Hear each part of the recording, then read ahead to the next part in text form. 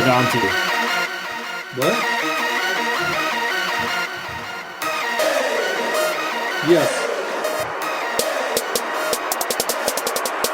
No, just tap on the window. Look in the window. I gotta go. I'm up.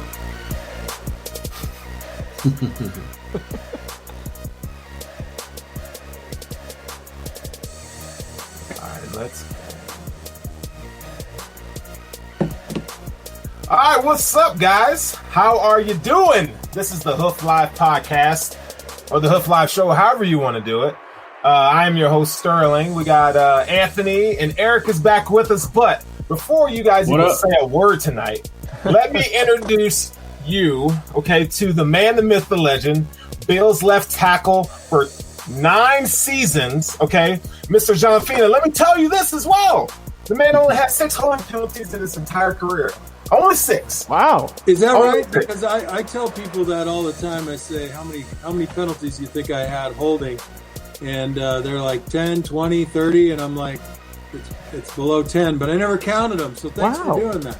Well, you know, that's what I'm here to do. Okay. And you only had 16 false starts. Okay. So I don't know if we have a listening problem, John, in the huddle or whatever, but that's pretty good. That's less than 2 a year. Yeah, that's not bad at all. Damn, we if you told us some of our linemen did that these days, we'd sign up for it. Man, that's pretty good. You know, it's funny because, you know, people have asked me like, well, what made you play so long? You know, I wasn't the biggest guy, I wasn't the strongest guy, but I was really good on my assignments. So I didn't make too many mental errors. I stayed off the ground, but it didn't hurt us either. You know, so, and that, I mean by penalties. So, I mean, literally, that's what, 10 yards, 60, you know, I'm under 300 yards in penalties. That's insane. Yeah, some guys have that in a year easily. My buddy Reuben Brown, who was, you know, my closest friend from the old days, man. It was like his first couple of years, I was like, dude, can you just keep him in here? That's awesome. And if you were on this, you know, you guys got to follow. He's got a pod now too. I think I'm the first person on his pod, but yeah. We got it. We should ask Ruben if he wants to join us for sure. That'd be cool. Check it out. That'd be cool. John, what are you drinking down there? Is that apple juice? It is. I don't know how old is your viewership. It's an IPA. Listen, old enough for you not to ask. Okay, well, fair enough. I digress. I won't say another word about it. I am, however, drinking a little bit of wine myself, even though the Bills lost. We just needed to cope sometime. But anyway, welcome to the Hoof, sir. Welcome to the Hoof family. We are glad to have you along with us. Before we get started, you know, we always say little shout outs to the guys in here always watching our show. Azor, he's hilarious. He's hilarious. And Jason says, what's up to you, John? John is the man here today. You know, what up, Hoof? Michael Lucas, what's up, man? Thank you for watching the show. Good. You know, there's more coming. But anyway, for those of you who are just watching us for the very first time, we ask that you like, subscribe, and share this episode of the Hoof Podcast. We really do appreciate it. And we always strive to give you the best content available that we can possibly give you here at Cover One. You know, we have shows lined up all week, kind of ranging from different things and so forth. So our content creators are dope. We are finishing season 1. This is the last show of the season. And then next week we will start our draft prep and all that good stuff heading into free agency and so forth. So welcome, guys. How are you doing? Oh, you know, dream. Hey, making it. It wasn't how we wanted it to end, that's for sure. But you know what? It's the least heartbreak I think I've ever felt in a Bills season in a long time. We're used to a lot of heartbreak, and you know, it's not the way we wanted it to end, but it's certainly not the worst ending. Yes, there's shoulders to cry on, but I didn't shed a tear this weekend, guys. I did not shed a tear. It's okay. It's okay. All right. You know, I said on the show, I kind of prepared us for what could have happened, right? I said, I'm not going to be mad if the Bills lose, right? I'm just happy that, you know, they took another step in the right direction. It's hard for a young quarterback to go into his first AFC Championship game and win one. And I got questions for you, John, about that here, and we'll get to that here in a little bit. But so this show is a little bit different. We kind of have segments on the show. we start off kind of talking about what's going on around the league, and that is called What's Poppin'. What's poppin' around the league, the latest and the greatest. We're going to keep this one a little brief tonight just because the sample size is so limited. And we have topics that, our guys do not see beforehand. So are you guys ready for this? Let's go. All right. So we're going to start Aaron Rodgers' future in doom. Aaron Rodgers. Okay. the soon to be announced MVP of the NFL. All right. Now there's this dilemma. Does he want another contract or does he want out of Green Bay? We know that they drafted Jordan Love in the draft last year in the first round. We were all kind of taken by surprise. What is the motive behind that move, and what do you think Aaron Rodgers? If it's even true that he wants out or he wants another contract extension. So we're going to start with you, Mr. Fina, and then we'll go to you, Eric, and we'll end with you, Anthony. Are you sure that wasn't Buddy Love? Whatever you want it to be. Little Eddie Murphy movie. There you go. That was pretty good. That was pretty good. All right, come on, guys. I mean, if anybody's feelings are hurt because somebody got drafted to your position when you've been in the league for like 30 years, you're just going to have to get over yourself. People say, oh, well, maybe it motivated him to play better. I don't think so. I mean, the guy's a pro, but think of it from the Green Bay perspective. Why not? If you got somebody great, whether he tutors them actively or not, so what? I mean, the guy's going to learn in a great system with a great QB ahead of him. I mean, if Aaron Rodgers thinks he's going to play till he's 60, I mean, forget it. So where's he going to end up? Who cares? Is he going to get a contract extension? I don't know. I mean, there are a dozen teams out there who look at Aaron Rodgers the same way Tampa Bay looked at Tom Brady. Aaron Rodgers is going to be okay. I think it's Buddy Love's time, and I look forward to a guy coming from a tiny little school in an unknown state from a program, that had a couple of flares of excitement to do really well in this league. And you know what? Passing the torch is what it's all about. So I don't know if what I said makes any sense, and frankly, I don't care. Yeah, that's the beauty of it, right? So basically, John is saying, ain't nobody getting a trophy. Okay. No. Hey. And the age of entitlement, you're done. Get the hell out of here. So John bringing in the old school approach, and I appreciate that. Nice. Eric, take it away, baby. I think Aaron Rodgers has another year in him. They've won 13 games the last 2 seasons. I think they keep him at least one more year, but he is on the clock, right? Jordan Love will play soon, but I think this year Aaron Rodgers stays in Green Bay. From there, who knows? I did read today he's looking for, $40 million a year, little raise. Why not? Yeah, I mean, this is a funny story. I mean, when I heard his comments and everything, I just laughed. I'm like, okay, he's trolling everybody. I mean, nobody, like John Fina said just now, nobody cares. It's like, you're Aaron Rodgers. We know you're going to get whatever you want. We know you're going to do whatever you want. The Packers, if he says, Green Bay, you want me to stay, you're going to give me $50 million, they'll do it. Whatever, great. Give him what he deserves. Give him what he wants. He's going to win the MVP this year, and he's going to capitalize on it. And I think he's just trolling Green Bay a little bit, for drafting the quarterback, or and him saying, look at me, I'm still good, tooting his own horn a little bit, even though he ultimately, fell short, just like our Bills did. So, I mean, it's Aaron Rodgers just playing mind games and getting what he deserves. And great, take your money and run. I don't care if you play in Indy next year, in Green Bay next year, whatever. He's still Aaron Rodgers. He's still going to get his. He's still going to be in the MVP conversation.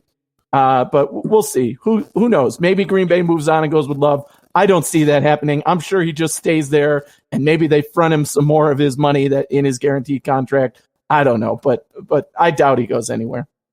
Yeah, so the GM came out and basically said we'd be stupid if we got rid of Aaron Rodgers. I mean, I agree. I mean, I think you let him play out his contract and ride it out. I mean, he's a Green Bay legend. He won you a Super Bowl, appeared in 2 Super Bowls. So, yeah, you might as well just keep him and let him learn under let the young guy learn under the vet here. But yeah, John, you're right. I mean, the age of entitlement, it's our generation, man. It's everybody's entitled.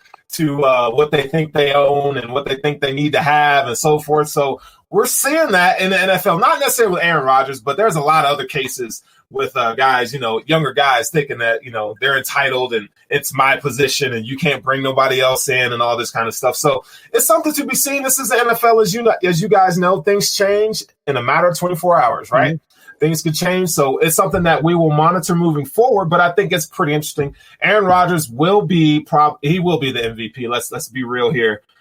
He's going to win that thing, and it's going to be a landslide probably. So now that we got that out of the way, now here we go. Thoughts on the Super Bowl matchup. Now, we saw our Bills.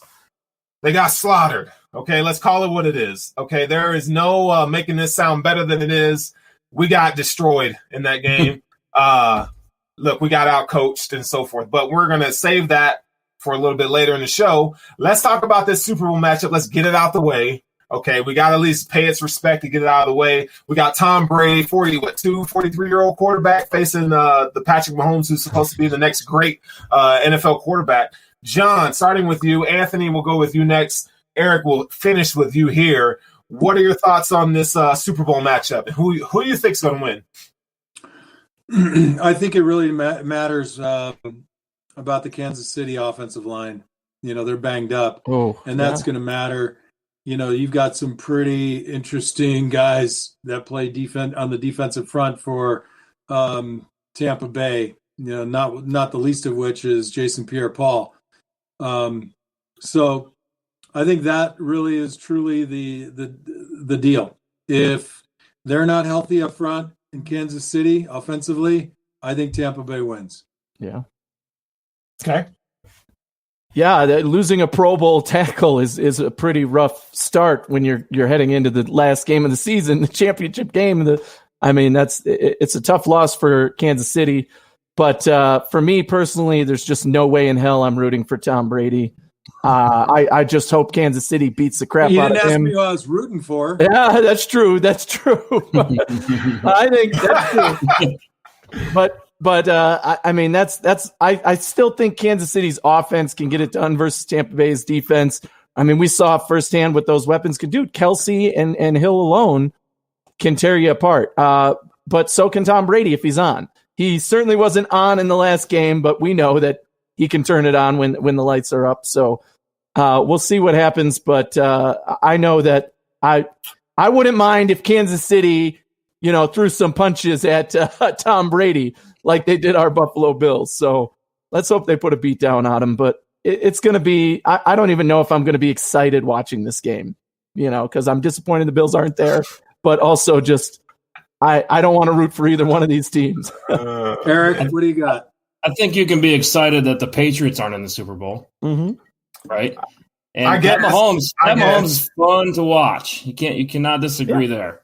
But, my initial thoughts on this is Tom Brady's had 3 interceptions in every single playoff game. Yeah. And you just can't afford to do that against Kansas City. If the tackles are a go, I don't see a favorable matchup for Tampa. I really think nobody can stop this Kansas City Chiefs offense when they're hot. And that's been proven. They lost 1 game this year, right? Did they lose 1? It was just 1, right? Well, and that was a fluke interception against the Raiders. They were that close to being an undefeated team this year. They're hot right now, and they turned it all on last week. We saw it, and I think that carries over. And with Tom Brady, he did not want to take a hit. I think that was obvious.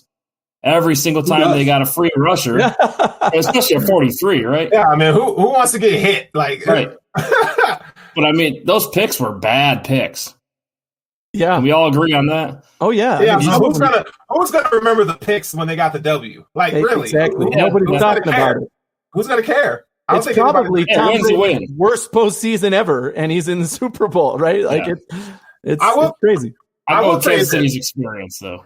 I will tell you this. I know one thing, that the Chiefs aren't going to play as much man coverage as they did against the Bills. They're not going to do that because Tampa has receivers that can thrive in one-on-one situations. Okay, like you're not just going to sit there and just think you're just going to sit there and double or sit there and just kind of man up and bump and run coverage all day. I mean, you will get eaten alive, right? You're going to get eaten alive. Mike Evans and Chris Godwin, these are bigger wide receivers, and not to mention Cameron Gronkowski. I mean, it's going to present a matchup problem on both sides of the ball. It's going to be a good matchup.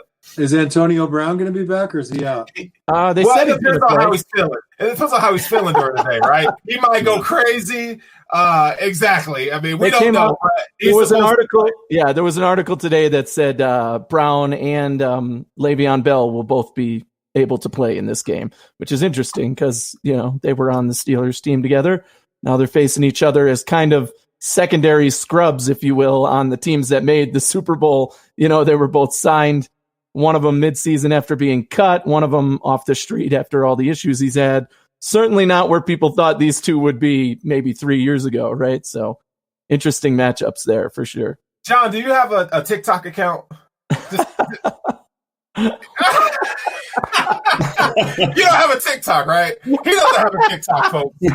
John Fina, Bill Blanchett does not have a TikTok. Okay, and the reason why I asked you that question, sir, is because Brittany Mahomes, I don't know if you guys know who she is. She is she's with child with Patrick's baby, and she has some things to say on TikTok about how, y'all going to stop comparing people. I guess she was talking about, Josh Allen and Patrick Mahomes. I just want to know if you've seen that, okay?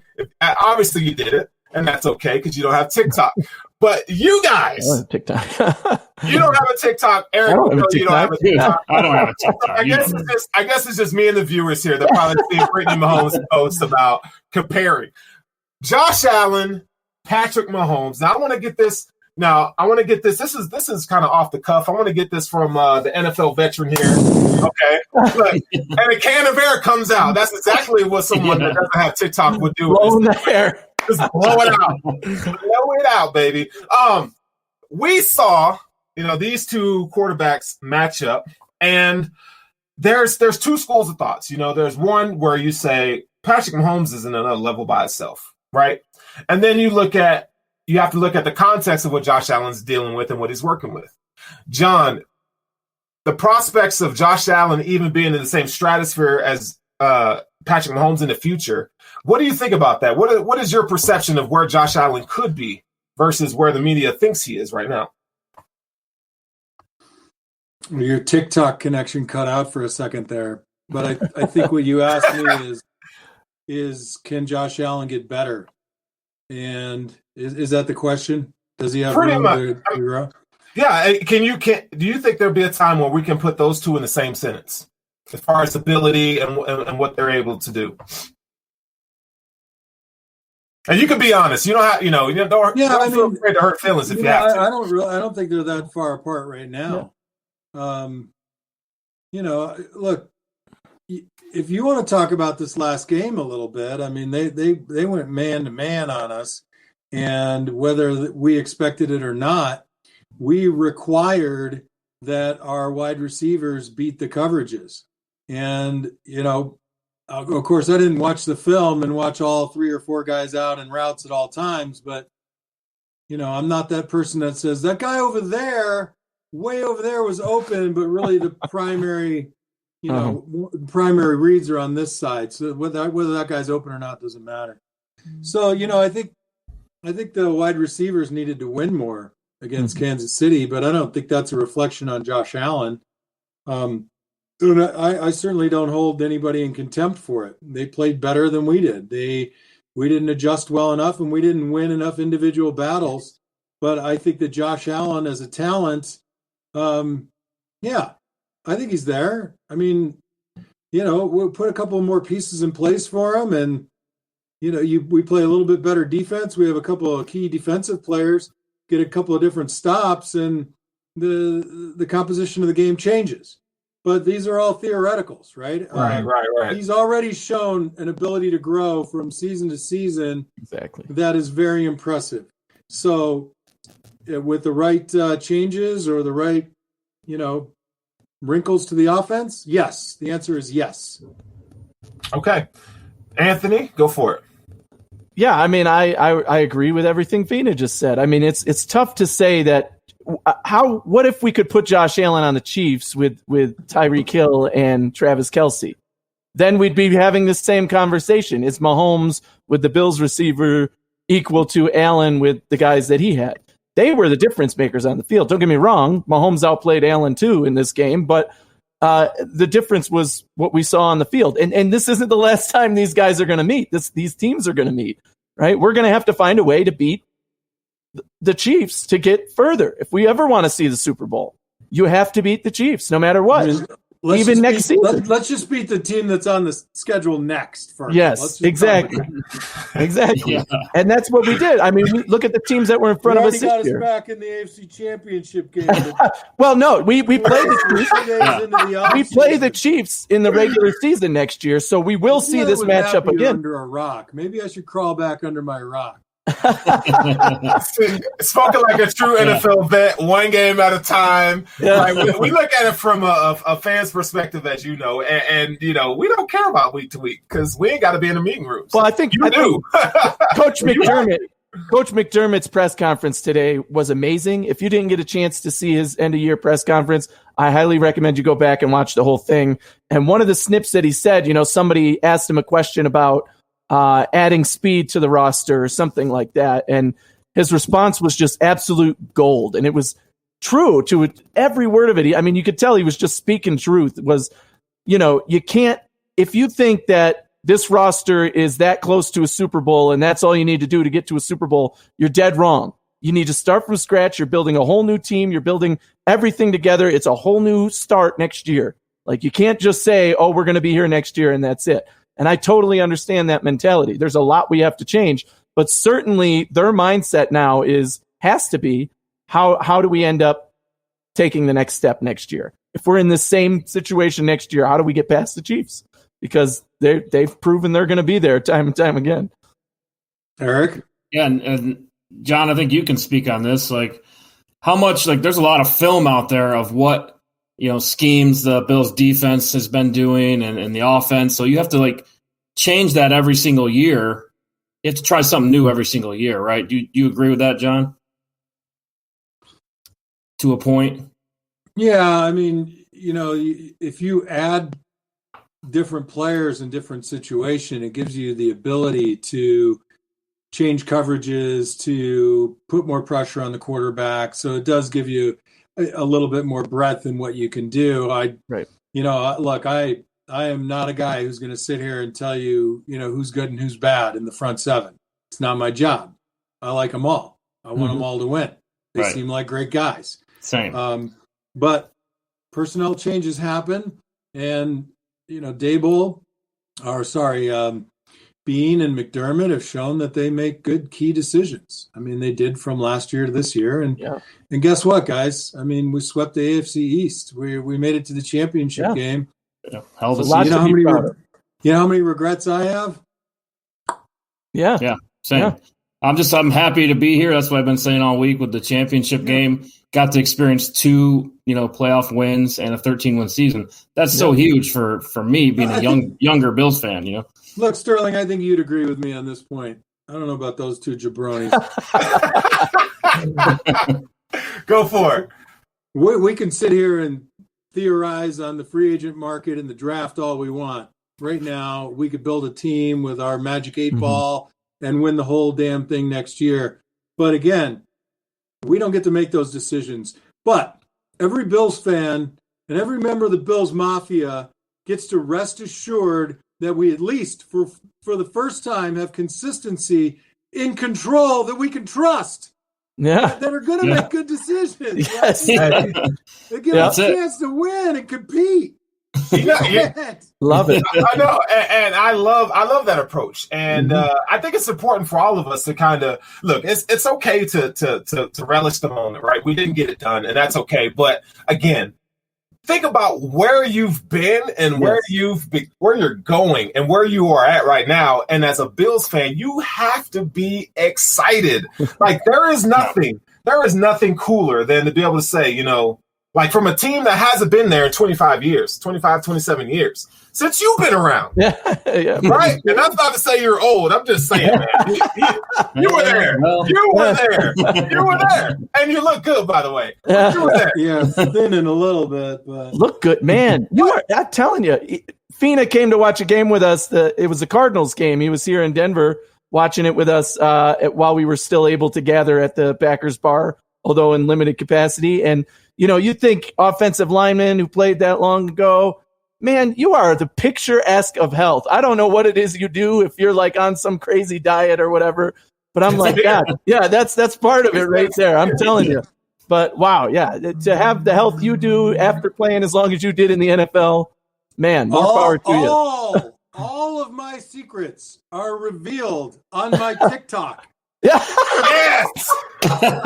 Yes. We won't display your username on TikTok. We're going to keep that on the low. Okay. We're going to keep it real hush. All right. But John Fina is a force on TikTok. I'm telling you, man. That out there. Putting that out there. Exclusive group. Yes, it's an exclusive yeah. Invite only, You probably don't want anybody around when you're watching the TikTok, but whatever. Okay. But anyway, but to you guys' point, yes, we need to look at where the Bills are and where the Bills are going, and that's really cool. What is it like? And I know, John, you have to go here in a few minutes because Joe Miller needs you or whatever, Joe. What is it like? Look. Joe, ask your question, Sterling. Let me ask my question. What's it like suiting up for a AFC Championship game? You've done that a couple times. What's that like? Because we see it on TV and we're like, damn, like, how cool is that? Like, what goes through your mind? What's the mindset going into a game? Like, is it you treat it like any other game, or do you understand as a player that the stakes are much higher? The room for error is much shorter. Well, I think in preparation, you treat it like it's, I don't want to say any other game, but like you're preparing for a division rival. Look, everybody knows that the crescendo is a crescendo for a reason, right? You don't start on Wednesday with the crescendo when the game isn't for another 5 days. So you got to put in the work, your intensity level. Maybe you paying a little bit more attention in meetings. I don't know. I mean, I always paid the same amount of attention, but the difference is, that 6 hours before the game, before kickoff, the adrenaline starts pumping and you have like an unlimited supply and you can't help it because you're feeding off of everybody else's energy. And I don't think people are artificially creating it. It just sort of starts to well up. And I'm not, rubbing crystals and, playing with the Ouija board or anything like that. Oh, wow. It's almost like everybody's got their own aura and it's effusive. It's everywhere, and it amps up and you can feel it. And, it's funny because my first year in Buffalo, first of all, I was like, are you kidding me? These guys are huge and they move fast and this is crazy. And there's no week off. This is insane. And they kept saying, just wait till we get to the playoffs. It gets faster. And I was like, how? What are you talking about? And it really does. It steps up. But if you were, having not been in a situation like that before, on the top of my mind was like, how can I bring it to another level? But it really it comes from within you and it just grows. And you're looser, you're more amped up, you're just ready. It's pretty incredible feeling. I mean, I'm sure it does help to have the great Marv Levy give you guys like talks before the game. I mean, that's not like Jesus, but Bill's history, that's Jesus. Close. Okay? I mean, whatever that man says is golden. I don't care if he said, "Hey guys, I gotta take a shit, but let's go." Like, you're like, hell yeah, where's the toilet paper? Like, you know what I'm saying? It's like, so it's so exciting, man. And I'm thankful for you to be able to kind of share with us because as guys who just cover the team from afar, we don't know what that's like. We don't know that like. It takes another level. We hear it, but we don't know it. You know what I'm saying? We certainly feel it, right? As fans, we felt it. We felt that energy. If you haven't been in a situation like that, but you've been in the room when your child was born, And, that last 5 minutes or 10 minutes, depending what the delivery is like, before the baby presents, that sort of exhilaration, the pride, the excitement, and then all of a sudden, you're just awash with this feeling of, how am I going to feed this damn kid? You would touch yourself, but you wouldn't even feel it because everything is just blown up, just incredible joy awesome. and thrill, and it's an amazing feeling. Well, that's cool. So hopefully we and I think Josh Allen's going to win Super Bowl before it's all said and done. I think the Bills are on their way.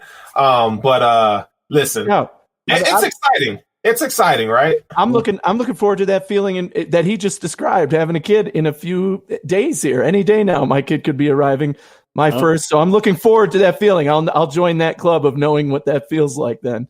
This is Anthony's wife right here. Yeah, see? She's saying right there. Yeah, because we will be experiencing that very soon and looking forward to it for sure. I told him he's got to hang on until the end of the show at least. So baby, But John, I wanted to ask you, John, the Bills free agency, it's way too early to look ahead. Who are we going to sign? What are they going to do?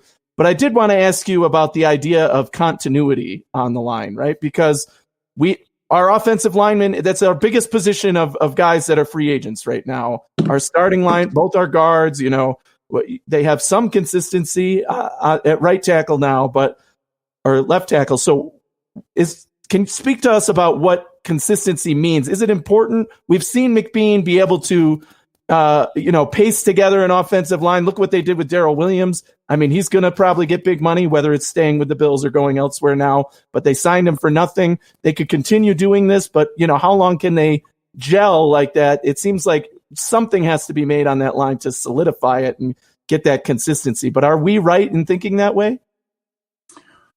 Well, it's clear to me when they finally settled into, 5 starters, injuries aside, that they worked better together.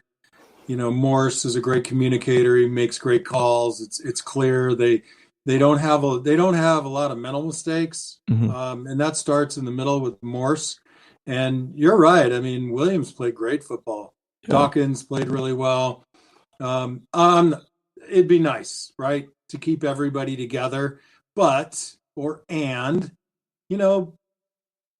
front offices make decisions based on who's available. Right. So if there's somebody else available and they think they're a better football player than Feliciano or Boetker, or maybe what their idea is to find somebody who pushes them and Winters goes away, but the short answer is yes. Continuity on the offensive line is great for the offensive line, but it also helps the quarterback. It's good to know that your same 5 guys are up there every game. Mm-hmm. Okay. Yeah. I think it's important. I really do think it's important. You need that. It's a boring answer. Everybody would give you the same answer. Right. Yeah. And I don't care. I don't care who gets paid. I want every football player to make $60 million. Yeah. Go for it. It's a market-driven economy, right? Right. Yeah. I get into these fascinating discussions with people all the time, and they say, "Well, football players make too much money," and I say, "Really? Why?" And they can never tell me why. And Roger Goodell makes too much money. He doesn't have to do it on the field, right? But I always say to them, I say, okay, how many? And I'll ask you guys, how many great quarterbacks are there in the NFL? Would you say 6? Would you say maybe 8? Yeah. All right. Let's just say 8.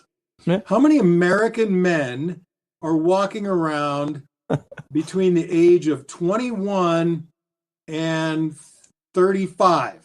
10 million? Millions. 20 million? You're telling me out of 20 million people, we can only get 8 guys to be great at this? Yeah. Give them all the money they can get. Yeah.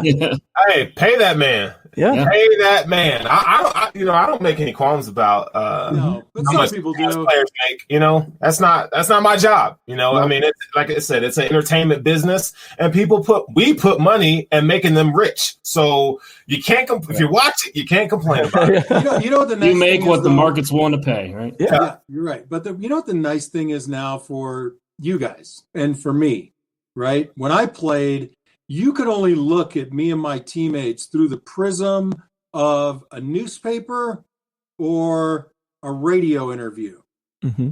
And now you guys have access on social media to look beyond the surface into the minds and the hearts of these players. And guys share more with their fans than we were ever even able to. And this connection, this give and take between specifically the Buffalo fan base and the Buffalo Bills is it's a glorious relationship to have access to. And I would think that the fans of today are more satisfied with their players and whatever money they make because they're real people now. They're real. And I love that about social media. The other 99.9999% and TikTok, F off. Hey, hold on, man. If it wasn't for TikTok, we wouldn't be Corvette, okay? As you know what I mean.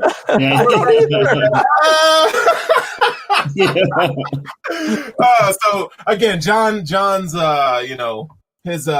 his TikTok account, it's out there, guys. It's you got to find it. I don't even know what to do. Like, do I have to get permission from the Chinese Communist Party to have an account?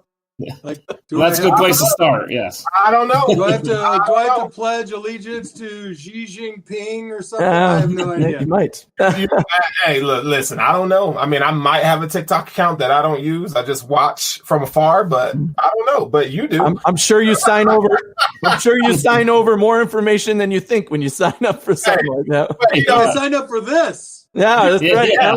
You're on now. You're on TikTok right now. All right, what's the next hard-hitting question? Yeah, what do we got? Don't you have to leave? No, hey, if he's staying here with us, don't let him leave. We'll keep him all night. I don't want to go all up in my DMs. We'll keep him all night. For the show, So I'm just saying, I don't want you to get in trouble, man. We got if we got him, we'll keep him here. Heck, put him to work. Hey, if you want another one, I got it for you. Here we go. Hoof for Buns, MVP, LVP. Okay. Hoof is your most valuable player of the game. It could be from either team.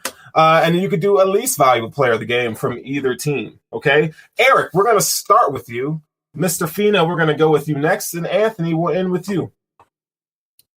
Ooh, tough to find some hoofs in this one. But you got to go Josh Allen. I'll take the easy shot.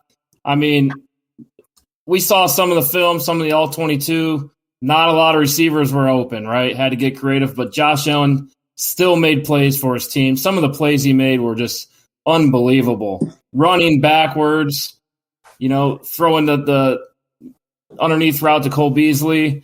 I mean, there was some bad plays as well, but figuring out how to run the football, keeping this team alive. They were getting beat down. The only thing I wish he would do is finish the drive and score touchdowns instead of settle for three. But when the team was overmatched and getting overplayed, Josh Allen still made plays for his team, and I think that deserves a hoof. Okay. Mr. Fina, most valuable. Yeah, I'll pick one from each team. I said, my key to the game was you have to stop Travis Kelce. Yeah. And we didn't. And I think you can say Patrick Mahomes was the MVP, but that guy found space. He made catches.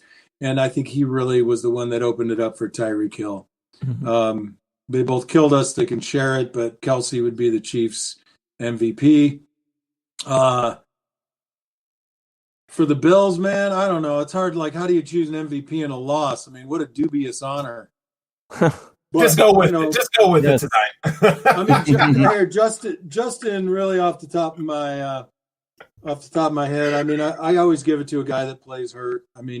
Beasley didn't have a great game, but I think he's an MVP because he embodies the type of spirit and the things that we want from our Buffalo Bills. So a weak answer at best, but I don't care what you guys think. So it's good. Hey, I was going to say I don't do LVPs. Yeah, I'm not into it. Those guys feel bad enough. They don't need some broken down old football player pretending like he didn't have a shitty play or things like that. Yeah. That's for somebody else. I love all my guys. They kill themselves when they're out there, and in 20 years they're going to feel it. So they're all MVPs. Sorry. Yeah. Beasley was going to be one of the names I brought up, even though he didn't have the big game, just because he was playing with a broken leg. That's insane that he would step up and say, there's no way I'm missing this playoff season with you guys. I'm going to be right next to you, and I'll do whatever it takes to do that. But I also could say the same thing about the team in general. My hoof goes to the fourth quarter team play for this offense, because really the whole team, because they didn't give up. They knew it was basically over, and the game, wasn't going their way, and it was going to be difficult to turn around at that point. But they didn't stop. They scored. They did the onside kick. They recovered the onside kick. They played hard all the way to the end, even with the scrumming at the end and the craziness that happened. I was just proud watching the end of that game and saying, you know what, this team didn't give up. They didn't just say, oh well, we lost, so we'll just run the clock out and punt and not care. They played hard all the way to the end, because that's who they are, and we love them for that. Okay, so I'm going to surprise you a little bit. I'm going to go with Tyler Bass as the MVP. I love it. Hey. Just because a rookie, 251-yard field goals, that's not easy to do. Longest field goal in Arrowhead in the playoffs ever. I think that's pretty cool. And the onside kick, the guy, Tyler Bass is a weapon. The second one was good too. Weapon, right? So my kudos goes out to Tyler Bass. I know Eric hates that because he doesn't like rookies, and two, he doesn't like kickers. So Eric, I have no problem with Tyler Bass and puppies either. Bah humbug. But Tyler Bass is definitely unique. I think we could say that. And I just don't like rookie kickers because he's in the biggest moment, right? Oh, and he came through, but rookie kickers make me nervous in that aspect. So, well, I think we can at least say we know that he's the kicker going forward. We are not going to talk about kicker or punter this entire offseason now, because they both did an excellent job this entire year, and Bass really proved that he was worth the draft pick and more, because now we don't have to worry about it. He's our guy. And that's a good feeling to have. Okay. All right. So, and we're breezing through it. Where do we go from here? The season summary. And the reason why I asked that is because everybody, like last year when the Bills lost to the Houston Texans, Brandon Beane comes out and he talks about how, hold on, before you make a comment there, Mr. Fina. He talked about, at the end of the season, you kind of see where your flaws are, where you need to improve to get better. Okay. With that being said, look, I know he doesn't want to hear it, but that's okay, because you're going to have to answer now. And this is just speculatory, Mr. Fina, so just dream with us a little bit over here. Take yourself out of a player point of view. Just get in right now. Where do the Bills go from here? We'll start with you. Anthony will go with you next. Eric will end with you. Where do we go from here? Thoughts on this? The reason I made that reaction about that Houston playoff game was I'm still angry about that BS blockback call. Yes, right? That changed the game, and it was a terrible call by any measure. I've looked at it 10 times. I've seen 100 times worse in 100 ball games since and before, and that call was beyond pathetic. Mm-hmm. That referee should be fired twice. Mm-hmm. They should fire him and then bring him back in and say, "Oh, by the way, we forgot to tell you you're fired again." That's an official, not a referee. There's only one referee. I forgot. All right, so where do you go from here? And I don't care whether it's free agent or draft, whatever you say. We need to add somebody who can apply pressure to the opposing team quarterback. That's my belief. Mm-hmm. I think also that you could add depth to the offensive line. Tight ends are very dynamic now, and either our guy gets more dynamicer, or they add somebody with more dynamicness, right? Defensively, I can go back to defense a little bit more. I love the secondary. I think those guys are good. You might want to find another guy in the middle. I know Matt Milano is kind of in a contract situation too. Okay.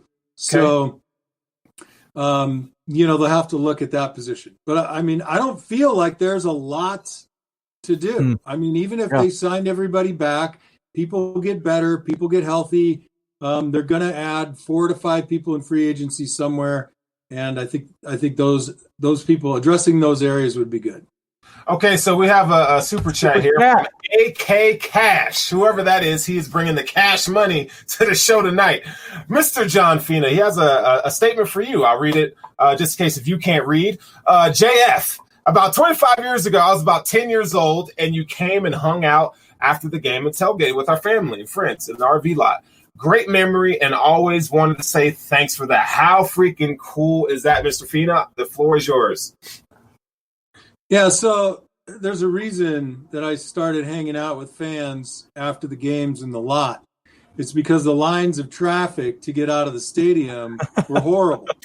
And, you get in your – I can tell you this about playing football too is I finally figured out, like I'd steal 3 or 4 bananas from the breakfast table, and then we started drinking Pedialyte, but invariably – my hand would lock up when I was driving. You're so dehydrated. Your calves would lock up. And you get in your car and you just sit there. And, by the time I was halfway home, I'd have to park the car and get out and walk around anyway. So rather than be stuck in traffic, I just started pulling over and just visiting with fans. And they give me a beer and feed me. And then when the traffic died down, I'd take off. So for my last probably 5 seasons, I was right there on One Bills Drive, just hanging out with people and just chatting and talking. Awesome. And there was a group from Batavia that I spent the most time with. They were awesome. I can speak to that fan's experience as well, John, when you came and visited us in Denver and hung out with us Bills backers, even though it wasn't us at our strongest, well, like we would love it to be. So hopefully you can come back and experience that next season. But just so down to earth, easy to talk to. We appreciated it. We love that you came on this show for us. And it's just something speaking to being a human being. We can disagree on football, we can disagree on politics, but at the end of the day, you're a good human being, and it shows. And we, the fans, appreciate that you could come and just hang out with us and be one of us. That it was an awesome experience. Well, I feel like all of us retired guys got to figure out a way to be good ambassadors for the team. For sure. One thing that was brilliant, I don't know if you guys know Jeremy Kelly in Buffalo, the director of alumni relations, and Marlon Kerner. These guys have done a brilliant job bringing the old Bills back and getting them connected to the team. When I left Buffalo, I felt like I was being run out of town on a rail. I didn't feel like I ever wanted to go back there, except for the wonderful friends I've made in the city that I fell in love with. But there was a really kind of bad taste in my mouth. And then I think Marlon Kerner calls up and says, "Hey, we're doing alumni weekend. We want you to come back." And I'm like, "Me? Really? I mean, they're not going to be throwing eggs and rotten vegetables at me when I land?" And I'm like, "Dude, they love you." And I'm like, "Wow, okay." So, I just feel like they've extended such wonderful love and appreciation to me, Jeremy Kelly and Marlon Kerner in particular, that I just feel compelled to, kind of deliver the good news of what it's like to be in the Bills Mafia, the special fans that we have, the community that's there. And that's awesome. I mean, I lived in the city of Buffalo. I didn't live out in the sticks. Mm-hmm. So, you were as apt to see me walking up and down Elmwood Avenue as you were on the 35-yard line going in for a score. I mean, that was my place, downtown Buffalo. I loved it. So we have another super chat from John DeMarchi. Thank you for watching the show and contributing to our habit here. But he says, Kelly, Young, Favre, Peyton Manning, McNabb, Big Ben, Mahomes lost first conference championship games. Wow. Brady had lost 3, Rodgers 4, Fina. Thank you for your service. Old man Bills fan behind enemy lines on Miami Beach. Nice. That was for you as well, Mr. Fina. Knock yourself out and answer that one. Yeah, I mean, I love that this Josh Allen character, he's fit and he fits the profile of a pocket passer, but then bewilders you with his legs and his ability to take advantage of open space, things that, some of these older quarterbacks can't do anymore. So, fingers crossed, project him into a nice long career of 10 plus years. If he can make a home in Buffalo and stay there, I think odds are good that he gets back to that game and leads. I hate saying this, like it always falls to the quarterback, but one thing that keeps coming into the forefront of my brain is There's no shortage of leadership on this team. Oh, yeah. There's no shortage of positive voices from the secondary, from the offensive line, from the receiver core. Yeah. That, if you can keep that kind of culture, and it's hard to create a good culture. If you can keep that culture and continue to add guys that fit into it, then odds are that with Josh Allen as quarterback, the Buffalo Bills do get there and win one. Yeah, that gets back to your point of McDermott and Bean doing things the right way and building, and you have trust in them, right? We don't know what they're going to do, but whatever it is, we know it's going to work out. We trust it's going to work out. And that reminded me of Deion Dawkins in his article when he said, I wanted to rip the C off my chest and give it to Stephon Diggs because of what he was doing on the field for the guys, helping Gabriel Davis is what he talked about. But he said he's just like, I wanted to rip the C off my chest and give it to him because there's a lot of leadership on this team, a lot of good attitudes on this team, despite what we heard about Stephon Diggs. That's why I brought him up specifically, because he was supposed to be the diva guy and everything coming in and could not have been further from the truth. Well, maybe McBean and McDermott and McSo-and-so can look into a man's chest and look into their heart. Yeah. I wasn't laughing at Deion Dawkins. I read his essay. It was very nice. It was. I was laughing at what I read on the screen. And to Mr. Spuds from Minnesota, I didn't lose my Minnesota accent. I never had it. I was born in Minnesota, but my family moved to Arizona when I was about 3-4 months old. So I didn't lose the accent. I never got it. So John DeMarcus says, another time question. He says, John Fina, what was it like to block Bruce Smith in practice? That's why he was so good, right? That's why he was so good. It was miserable. I mean, it was, and thank God, we didn't go hard in practice during the season against, 1v1 because I think I'd still be demoralized. But in training camp, it was a horrifying endeavor. I was miserable, and this was my second year, obviously, and I just felt like I can't do anything. And one-on-one pass pro is the hardest drill for an offensive lineman, bar none.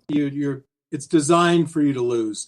But I lost with an incredible amount of ridiculousness and embarrassment to Bruce Smith daily. And then I'll tell you, I beat him once.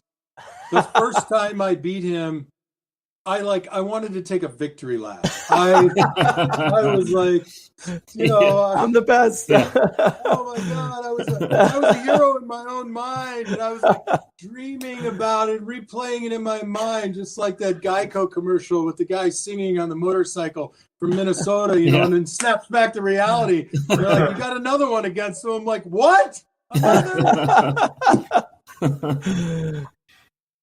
Did he ever talk crap to you though? During training camp, did he ever talk crap to you? No, he didn't really talk crap to me, but I do remember, it's funny. Everybody has a moment in their life, or many moments in their life where they remember. And Will Wolford, it's hard to say fast, ended up going to Indianapolis. And so we go into training camp this year, and, Jim and Thurman and Bruce and Daryl, everybody's cutting it up, and in the stretch line, and, Jim's teasing Bruce and about this and that. It's starting to get a little heated, a little extra funny. And then Bruce just deadpans over to Jim, and he's like, hey, man, your life is in my hands, because if I can't teach that kid to play left tackle, you're dead. And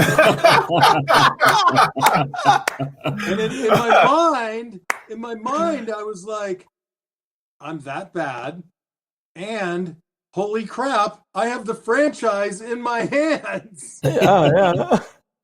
But wow. So I think turnabout is fair play, and Bruce didn't quite mentor me in technique and stuff like that, but he'd make a comment here and there, and when I did well, he would compliment me, which made me feel good. And then I turned that around when Marcellus Wiley came to Buffalo, and he struggled a little bit. And I talked to him quite a bit, and I said, look, here's what I hate. Figure out the guy that you're playing against, what he hates, and borrow something from somebody else. everything's a copycat league. The height of what is it? The height of a compliment is mimicry, right? So the best compliment I can give you is me copying something you do. So I worked with Marcellus a lot, and it's kind of a way to pay it back. And I hold Marcellus in very high regard, as I do Bruce and all those old guys. And it was really more of a team than most people can imagine. That's awesome. Wow. I have a question. So we saw Edwards-Hilaire get laid out by Jordan Poyer. What would you say your welcome to the NFL moment was? Oh, man, I've repeated this about 1 million times. Yeah. So we were in training camp my rookie year, and Mark Maddox. It was one of those things where, I think the tempo is 75% or 50. So I come out, and Mark Maddox hit me so hard. I mean, I don't know how it happened, but I sprained my toe. He hit me so hard up here, and it translated all the way through my body that I had like a sprained toe. And I was like, holy crap. I mean, I just got laid out in a drill. And I mean, coach rewound the film like 6 times. And I was like, the guys are laughing. And I'm like, hell no. I am not going to willingly go into this ever again.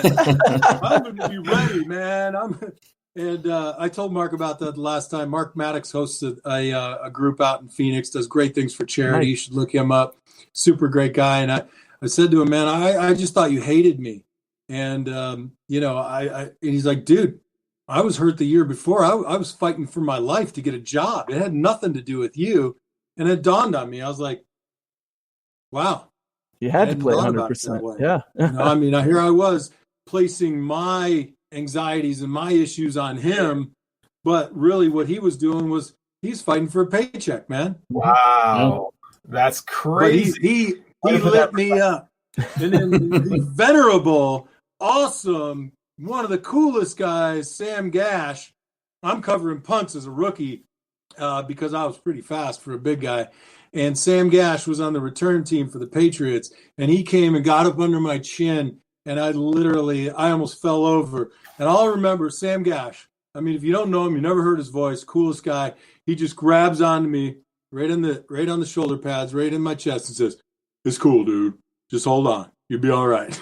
I was like, Sam Gash is a big man. That was a big man, dude. Yeah. Hey, John, Marcy loves you tonight. He says, indulge me. I'm old. Second time question. He goes, how great were Kent Hull and Jim Richter? Frank Reich was my next door neighbor as a teenager in Orchard Park in the 80s. Had to ask. Wow. All right. So thank you very much. I'll keep this one brief and I'll address them in order. Kent Hull was just amazing. I mean, people talk about what a great player he was, but it was because of the amount of studying that he did. Mm-hmm. Because it starts with the center. You've got to pay attention. Like half the time, Kent's got one ear to the huddle, but he's watching the defense. And this is what Morris has got to do, right? Because you're watching personnel changes. And you got to know when they have certain personnel changes, they can bring a variety of different blitzes. And also, when they bring this guy, we know we have to adjust our protection, whether we're going to slide to the left or the right. I don't know which way is left or right to you guys. And that was one of the beauties of Kent Hull because he had it here. And he was steel here. He didn't miss it. He didn't make mistakes, and he had us all like a concerto playing our piece at the right time every play. Awesome. What I loved about Jimmy Richer was he approached the game with just such a, hey man, don't worry about it. We'll get there. Yeah, let's work on that. Yeah, that was good there, man. Hey, would it be easier if I made the call this way or if I took my step this way? I mean, just such a cool dude. Yeah. So awesome. And then the last one was Frank Reich. I mean, Frank was, I don't know. I don't know how much Frank had to do with Jim Kelly being great, but there's something there. Having Frank and Gail Gilbert in the room, working with Jim and testing him and pushing him and being coaches on the field the way they were. I mean, Frank was one of those guys when he was born, he already had like gray hair and wisdom. And that's what's going to make Indy a problem for us too. I mean, you say Kansas City, but Indy, as long as Frank Reich is going to be there, just a freaking. But beyond that, also just a wonderful sense of humor. And as far as decency goes, he dials it up to 11, and that's it on the Hoof broadcast. It was John Fina with his second, third, fourth, sixth, eighth favorite jabronis. Romeo, Eric Brown, and his TikTok. and his TikTok. Guys. Follow me on FlickFlock. If I ever end up on TikTok, I promise we could just do a 2-hour episode where you guys riddle me with insults and jokes. Oh yeah, sign me up for that. I'll be the first one there. We'll be the first one. I have jokes all day. Hey, John, thank you for seriously taking your time to join us on this show. Our fans really do appreciate it. We appreciate it so much. And your wisdom and your experience to sharing with us. I mean, I know people ask you kind of the same questions, but you came on and you answered them very well. It really does help give us fans a different perspective, those who cover the game, what it's like to be in your shoes. So we really do appreciate you. Yeah, absolutely. Hopefully, man, I really hope you can come up next season again to Denver and watch a game with us in person. Hopefully we can all be there at the bar. Eric's in New York now, but Sterling and I would be there for sure. And hopefully we can show you the full force of the Colorado Bills backers. That'd be brilliant. I'm looking forward to it, fellas. Yeah, been a pleasure. Well, guys, no teary long goodbyes. All right, man. Get out of here, John. Well, that was super damn cool, man. That was, look, I mean, anytime you can get an NFL great, if you want to say, I mean, John Fina's, dude, that was a great interview, man. That was super cool. And there's so much stuff there's so many questions that we could continue to ask him, but because he's a friend of the show. We'll have him back on again sometime. But listen, the season's over, guys. Like, I'm sad. I'm freaking sad over here, man. I'm freaking sad that we won't have a game to cover next week. It sucks. Yeah. It sucks. It does suck. It does suck. But you know what? And there's so much more we'll get into later, right? I think let's just relish the moment here, man. Let's really take some time to we want to talk to the fans. You know, what are there certain things you guys want to talk about your feelings? Yeah, I think it's important to celebrate what this team did as we kind of already did. Eric mentioned we won 2 playoff games. We're happy to be here. We're in the championship game. It sucks to lose the championship game, but man, no Bills fan our age has ever felt this accomplished until now, and it's that redeeming moment. We're never going to have a moment like this again. 25 years of suffering and then winning a game that we weren't supposed to win and then beating teams in the playoffs that we weren't expected to beat.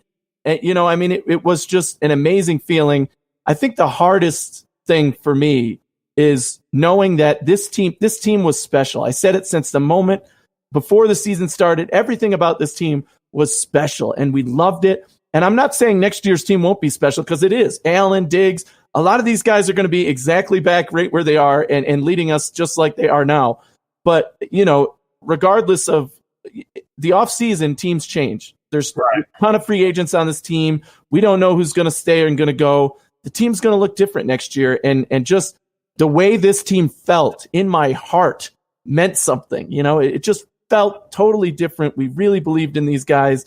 And we saw that with Diggs staying out on the field and with, when Allen at the end of the game was going around hugging every single one of those guys, because we don't know what it's going to be. And we have to appreciate and love this team for what it was. One of the most special Bills team of our adult lives in 25 years. And that's an incredible thing to celebrate. Yeah. And then watching this team, finally get on the national stage and be recognized as one of the best teams in the league. I mean, that took forever. We've been preaching, hey, the Bills are going to be good next year for the last few seasons, but it's nice to actually see that through and see that, they did make the correct draft pick to take Josh Allen, and that did work out. And now this team is going to be legit for the next 10 years, and that includes re-signing McDermott and Bean as a team in tandem. And you got a lot to be excited about moving forward, and it's just getting started right now. Hey, and before we take off here, man, Elliot Eisler, man, we appreciate you for being a part of this special season with us. I mean, and I mean this from the bottom of my heart. Like, you know, as much as you guys sit here and say, like, we make this season, and I don't want to get choked up because, you know, I'm passionate about this, but as much as you guys sit here and say, like, we make this stuff bearable for you guys do the same for us. Right. It's not just one-sided. Like, we enjoy talking about the Bills and where they're going and what they're going to accomplish and so forth. Because, I mean, let's face it, a lot of our years kind of suck due to COVID, and that's not even counting what goes on in the personal realm, right?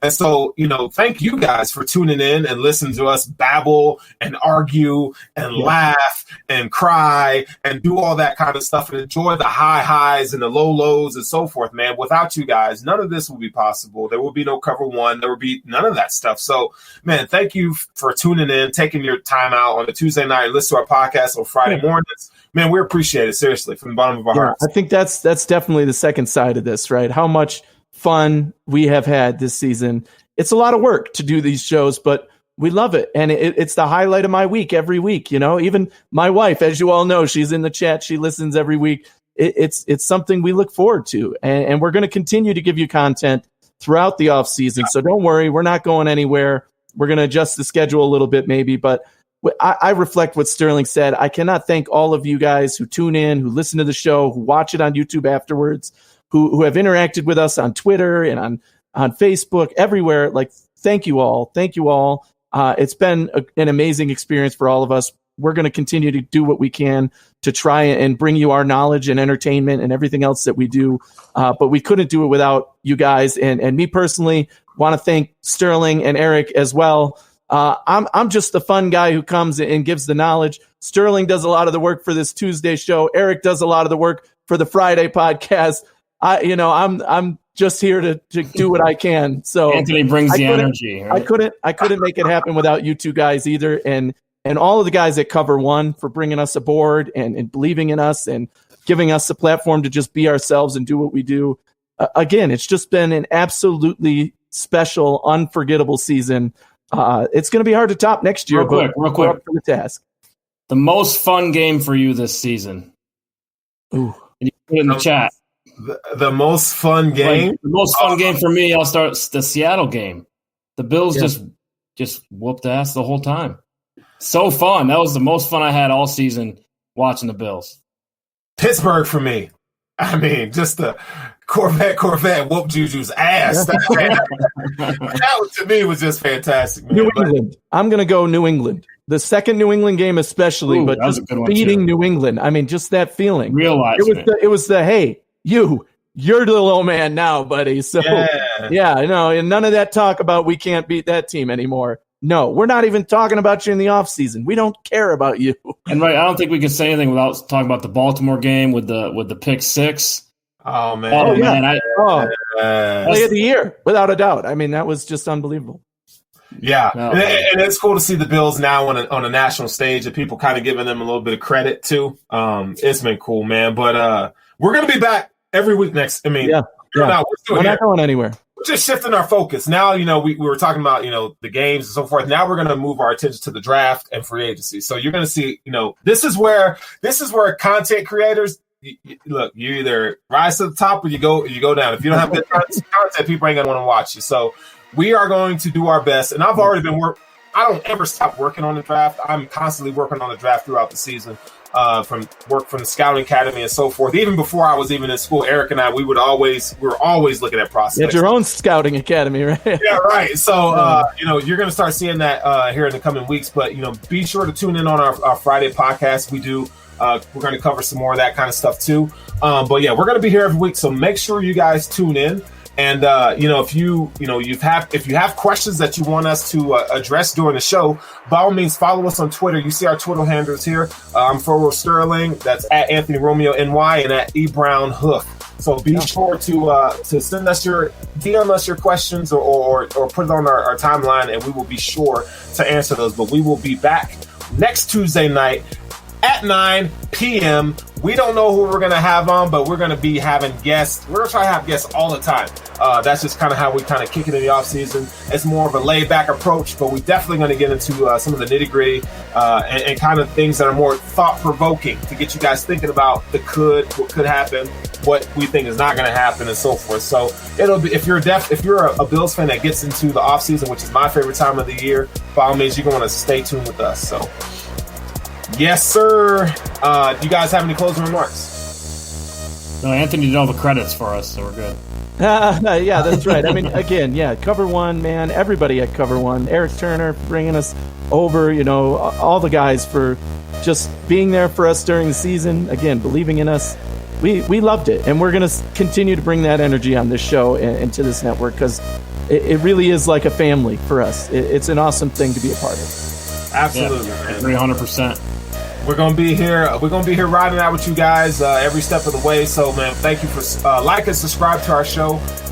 We thrive on the likes. Subscribe to Cover One. Subscribe to the Hoof Podcast, man. And we appreciate everything that you guys do and provide for us, man. It's all love goes out to you guys. So, anyway, man, we are out of here and see you later.